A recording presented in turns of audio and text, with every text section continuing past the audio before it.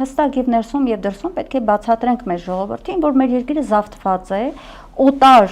օտար երկրների, օտար ուժերի կողմից, բերված դրածոների կողմից, այսինքն օտարները զավթել են, տվյալ դեպքում ադրբեջանամետ իշխանություն ունենք, թուրքամետ իշխանություն ունենք, եւ սա պետք է ոչ թե նայենք այսպես ինչ-որ մի հատ պիտակավորում էր արեցինք անցանք, չէ, սա շատ խորքային բան է։ Տարիներով այդ երկու թշնամական պետությունները կամ որոշակի նաեւ ուժային կենտրոններ հստակ աշխատել են, որպեսզի մեր երկրում գա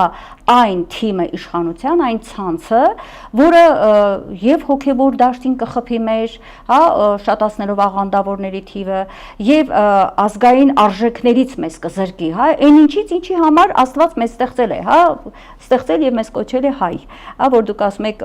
այդ ամեն ինչից չեն կարող մեզ փոկել, որովհետեւ ի վերուս տրված է, Աստծուց է տրված, բայց իրենք պոկում են մեջտեղ բերելով, տեսեք, մարդկանց մանիպուլացնելով լավ ապրելու, խաղաղ ապրելու այդ ձգտումով։ Տեսեք ինչ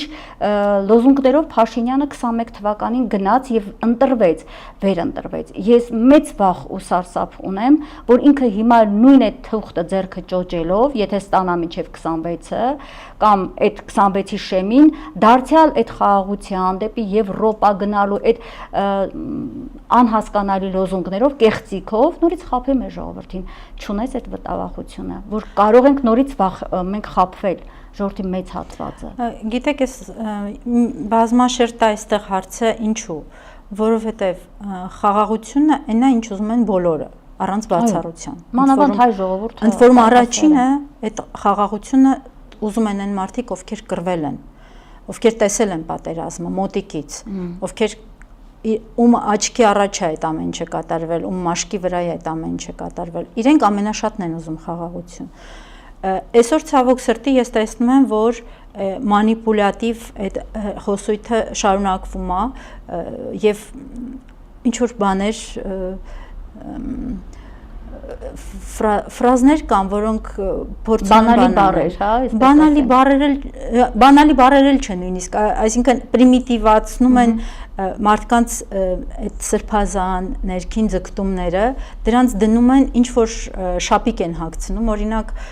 կարդում ես մարդը խոսում է թվում է թե երկրի շահերից է խոսում եւ հանկարծ ասում է այդ ռազմա հայրենասիրական մարազմը։ Հիմա մենք պիտի մարդկանց բարձ բացատրենք, որ խաղաղությունը եւ հայրենասիրությունը դրանք իրար չհակասող բաներ են։ Բանակը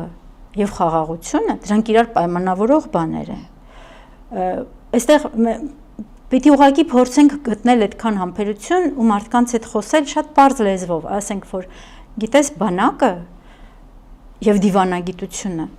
ուժեղ բանակը եւ ուժեղ դիվանագիտություն դրանք փոխպայմանավորող բաներ են։ Եվ եթե կա խաղաղության ցանկություն, ապա այդ խաղաղության ցանկության հետևում պիտի լինի ուժեղ բանակ եւ ուժեղ դիվանագիտություն։ Առանց այս երկուսի խաղաղություն չի լինում։